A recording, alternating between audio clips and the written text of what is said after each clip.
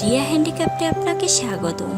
আজ আমি আপনাদের জন্য পুঁতি দিয়ে আরও একটি নতুন ডিজাইনের সীতাহার নেকলেস নিয়ে আসলাম। তো আপনারা স্ক্রিনে যে সীতাহারটি দেখতে পাচ্ছেন, তো এই সীতাহারটি আমি কিভাবে এবং কি কি উপাদান দিয়ে তৈরি করেছি সেই সকল কিছু আপনারা এই ভিডিওতে বিস্তারিত দেখতে পারবেন। ভিডিওটি ভালো লাগলে একটি লাইক দিয়ে দিন। এই ধরনের আরও ভিডিও পেতে চ্যানেলটি সাবস্ক্রাইব করে পাশে থাকা বেল আইকনটি বাজিয়ে দিন, তাহলে আমার ভিডিওগুলো আর মিস হবে না। এগুলো হচ্ছে 6 নাম্বার মুক্তাপুতি। এটা হচ্ছে নেকলেসের টার্সেল। নেকলেসটিকে ছোট বড় করার জন্য আমরা এই টার্সেলটি ব্যবহার করে থাকি। এগুলো হচ্ছে নেকলেসের হুক। এগুলো হচ্ছে লাউ মুক্তাপুতি, এটার সাইজ হবে 12। এগুলো হচ্ছে 4 নাম্বার মুক্তাপুতি। আমি এখানে ক্রিম কালার এবং গোল্ডেন কালার মুক্তাপুতি নিয়েছি। এগুলো হচ্ছে কটন সুতা, আর এই কটন সুতা দিয়ে কাজ করার জন্য আমি নিয়েছি 2টি সুই। তো এই হচ্ছে আমার উপাদান। এখন আমরা কাজে চলে যাচ্ছি।